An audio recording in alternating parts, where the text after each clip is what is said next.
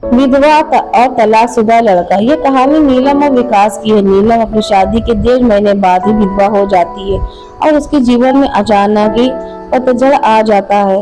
नीलम को ऐसा लगता है जैसे वह संसार की सबसे बदनसीब औरत है। उसकी आंखों के आगे उसके अंधेरा जैसा भविष्य हमेशा घूमता रहता था। नीलम के घर में सिर्फ एक उसकी बूढ़ी माँ थी और नीलम के पति के गुजरने के बाद नीलम के पिता भी इस दुख के गुजर जाते हैं। एक बड़ा भाई था, लेकिन वो तो सबसे मुंह मोड़कर अपनी पत्नी को लेकर कहीं और रहने चला गया जाता है।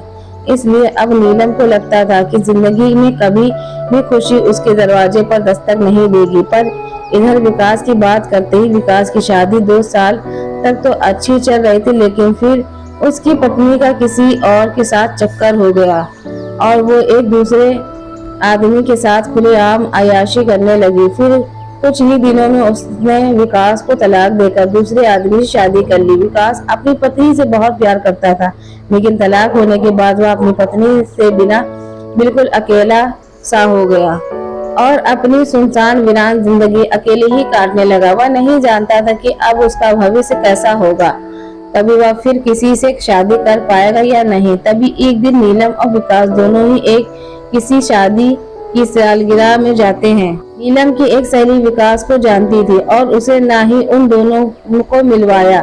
विकास से मिलकर नीलम को अच्छा नहीं लगा, क्योंकि विकास अपनी पत्नी के बारे में निगेटिव बात कर रहा था और यह सुनकर नीलम को विकास पर गुस्सा आ रहा था कि वह औरत को बारे में इतना गलत कैसे बोल सकता है। लेकिन बाद में उसकी सहेली मंजू ने बताया कि विकास कितना दुखी लड़का है। वह अच्छे खासे पैसे कमाता है और उसके परिवार वालों भी बिल्कुल सीधे हैं, लेकिन फिर भी उसकी पत्नी ने दूसरे मर्द के चक्कर में उस बेचारी को धोखा दे दिया और अब विकास दिन रात रोता रहता। यह सुनकर नीलम का दिल भर आया। मन ही मन सोचने लगी कि एक शरीफ लड़के को मैं बिना मतलब के ही बुरा समझ रही थी, तो उसकी दिन से नीलम के मन में विकास के लिए प्रेम जाग गया। तभी कुछ ही दिनों बाद नीलम ने अपनी सहेली मंजू से कहा, मंजू, मैं पता नहीं क्यों विकास को चाहने लगी हूँ और मैं उसे पसंद भी करती हूँ। अगर मंजू तू कुछ उपाय करके मेरी दोस्ती विकास से करवा दे तो बोलाती है।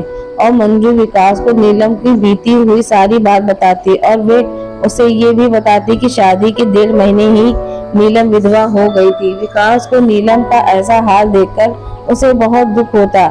तभी विकास नीलम से मिलता है और उसे समझाता है वाकई में नीलम एक बहुत दुखी लड़की है। अब विकास को तय कर लेता है कि वो नीलम का सहारा बनेगा। नीलम को भी विकास से दिल से ही बहुत ही पसंद था और दोनों ही बाहर भी मिलने लगे ताकि वो एक दूसरे को सही से समझ सके। एक दिन उन दोनों को ही एक दूसरे से बेहद प्यार हो गया और रात रात भर वो दोनों ही फोन पर चैटिंग भी करते हैं और कभी फोन पर बातें भी कर लेते थे। विकास बहुत ही रोमांटिक लड़का था। वह अपनी बातों से नीलम का दिल जीत चुका था। नीलम को भी विकास के मुंह से अपनी तारीफ सुनना बहुत ही अच्छा लगता था। दोनों ही हर रविवार को मिलते थे, पार्क में घूमने जाते थे और कभी कभी रात को होटल में डिनर करते भी चले जाते थे। तभी एक दिन नीलम विकास को अपने साथ अपने घर ले गई और उसे अपने माँ से मिलवाया। विकास ने जब नीलम की माँ के पाँव छुए तो नीलम की माँ रोने लगी। विकास का हाथ पकड़कर कहने लगी कि बेटा, मेरी बेटी का सहारा जरूर बनना और उसका साथ कभी मत छोड़ना। मेरे सिवा इसका कोई भी नहीं। अब मेरा भी कोई पता नहीं कब उस भगवान का बुलावा आ जाए। अगर मैं मर गई तो मेरी जवान लड़की का क्या होगा। ये सुनकर विकास की भी आंखों में आंसू आ गए और नीलम भी खूब रोने लगी। तभी विकास ने कहा कि माँ जी, आप बिल्कुल चिंता ना करें। नीलम का मैं मरते दम तक उसका साथ नहीं छोड़ूंगा और आपको भी कुछ नहीं होगा और आपकी बेटी का भी मैं जिंदगी भर ख्याल रखूंगा।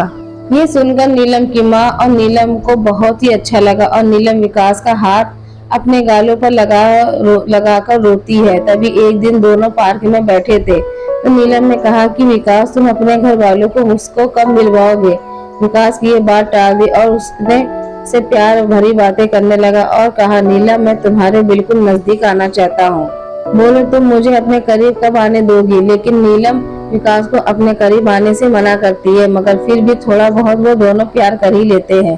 तभी नीलम की सहेली मंजू ने नीलम के कान भरना शुरू कर दिए। उसने कहा कि नीलम लड़कों पर इतना जल्दी भरोसा नहीं करते, तो सीधी सादी है। विकास को अपनी माँ से भी मिलवा दी, लेकिन विकास ने तुझे किसी से नहीं मिलवाया।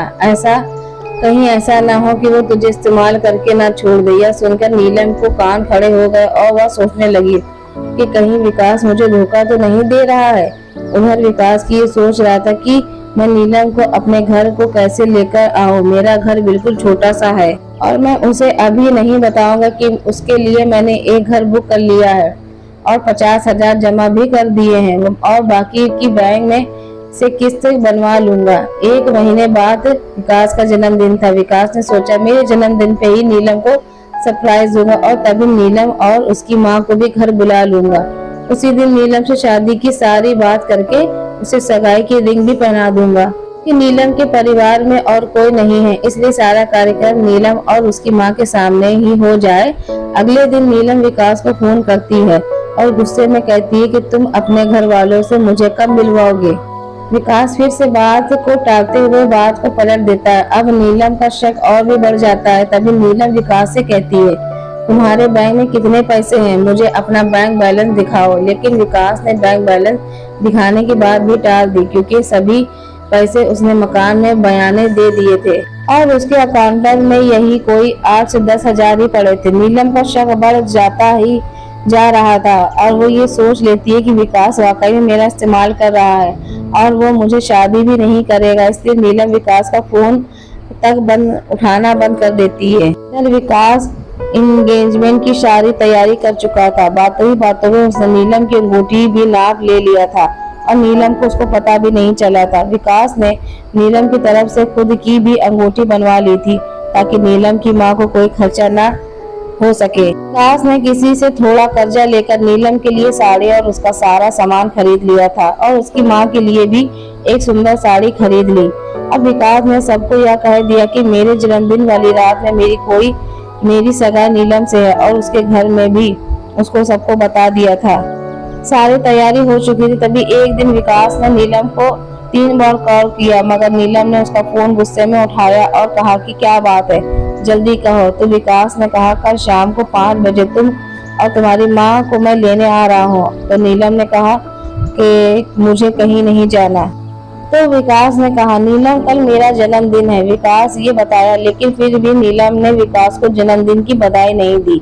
तभी नीलम ने सोचा कि जन्मदिन में चली जाती हूँ, इससे विकास का पर्दाफाश भी हो जाएगा। अगली शाम नीलम और उसकी माँ तैयार हो जाती है और अनिल की गाड़ी में बैठकर उसके साथ चली जाती है। पूरे रास्ते नीलम ने विकास से कोई बात नहीं की। उसे तो विकास के रूप से भी एक धोखेबाज नजर आ रहा था।